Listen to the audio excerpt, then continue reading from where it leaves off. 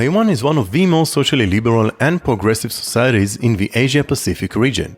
Since it became a democracy in 1987, local LGBTIQ rights movement, as well as various other social movements, have flourished. Today, we're looking at a complex situation. Same-sex marriage is legal.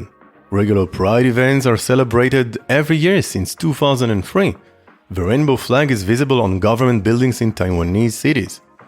On one hand, these are all signs that demonstrate Taiwan's willingness to celebrate its diversity.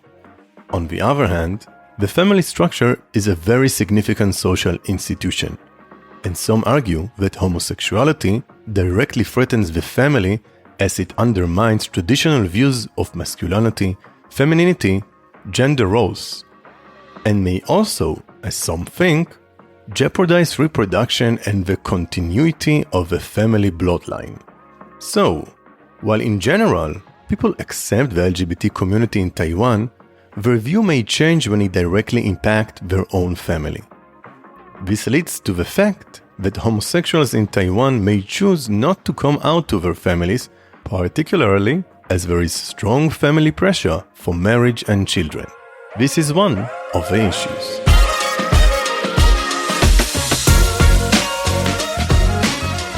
Ruti Frensdorf talks to the director of the first LGBTQ organization in Taiwan, founded in 1998, which provides a wide range of support and services to the communities, as well as gender education and policy advocacy on a national level.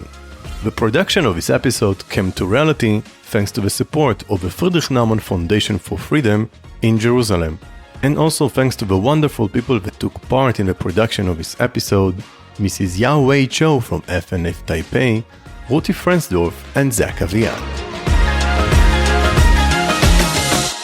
Hello, and thank you for joining us at Straight Friendly Global Podcast. In this episode, we're going to do something slightly different. We will look at gay life in Asia and shed some light on Taiwan.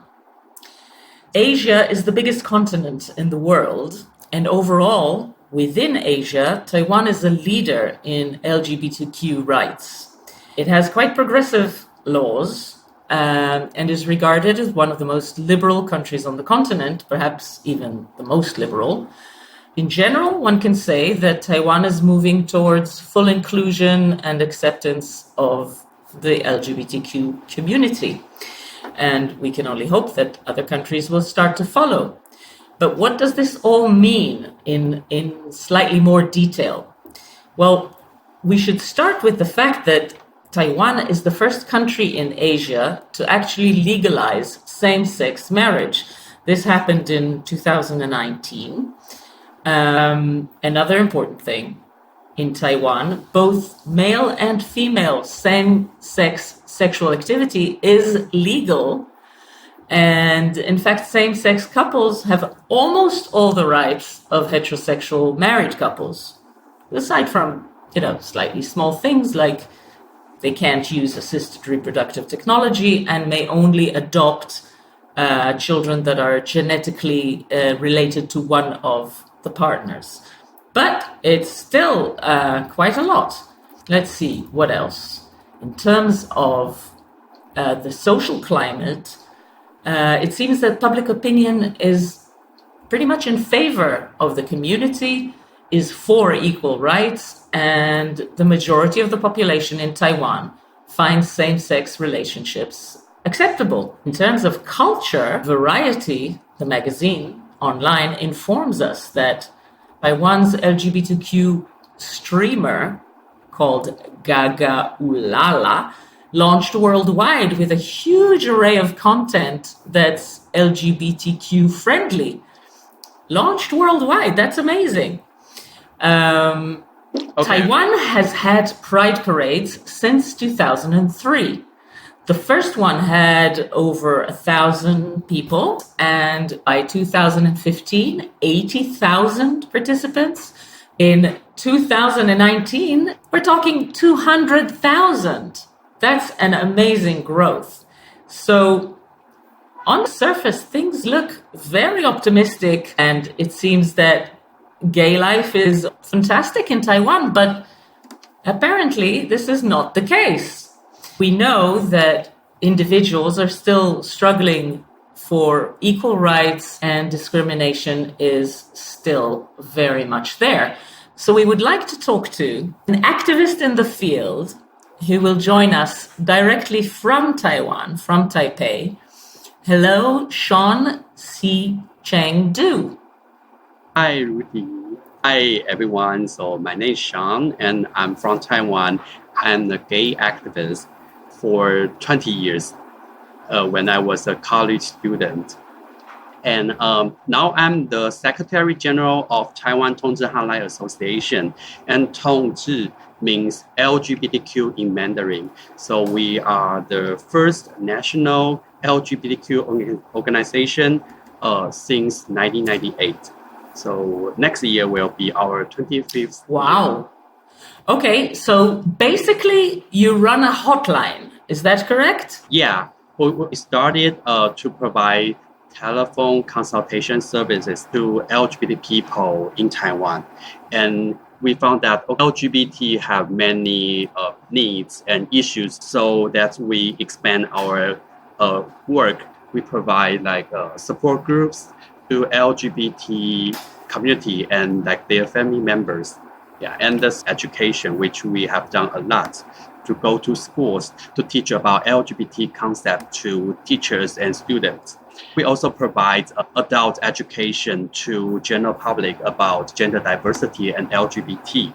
And recently, we provide more lectures to civil servants and lectures in the workplace. We try hard to connect with LGBT and gender groups, activists all around the world, especially in Asia. One of the things that I found really interesting is that you combine the issues. It's not like you only deal with whatever is GLBT related, but you're also very much involved in politics and issues of the environment, all sorts of things that are more to do with the democracy and are not just LGBT related. Could you tell us a little bit about that? Oh, yeah. Okay. We need to work together with other social groups, other movements to have a louder voice. Also, I think human rights issues or social issues are connected to each other. We are not only LGBT, we are also citizens who live in the society, right? So there are also other issues we need to take care of. So we care about environmental issues like migrant workers' rights, sex workers' rights. So we join their parades or protests to help each other. And that also gives us a lot of alliance. So when we are doing our work promoting LGBT rights, we can also have alliance from other human rights movements. There's another added bonus here that in a way this also serves the agenda of getting society to know us as a community more. Yeah, we can have more activists and their followers to get a better understanding about LGBT issues. And also when they are discussing their own agendas, they will also put LGBT issues onto consideration. Okay. What would you say are the main characteristics of GLBTQ life in Taiwan? Okay. I must say that things changed a lot during the past 20 years. And I, as a college student, starting to get involved with the LGBT movement. At that time, coming out is a very huge issue for almost all LGBT people. So only few people just come out to others, and there are still stigma and stereotypes, prejudice about LGBT, and politicians say some negative words to LGBT sometimes. So we need to protest against this. So and at the time, there's no good mechanism for LGBT groups and the government to have conversation. And I think things started to change around 2010. So we start to have some meetings with governments, and so we can share our thoughts on like policies or on how we think of like media. Taiwan legalized gender equity education in 2004, which comes also from a tragedy that a CC boy was bullied to death in school. And with this, schools need to teach about gender education, so the younger generation can get a better understanding about LGBT and gender diversity. And I think that's also changed people's idea about LGBT a lot. So gradually, social attitude becomes more positive, and finally we get the same-sex marriage legalized in 2019. That also gives the society an idea that LGBT people are being protected by the law. So parents can start to think about their children can have a better future, because our parents in Taiwan still are like traditional, and they think that marriage is like the ultimate goal for that's many people. Not just in Taiwan, I have to say.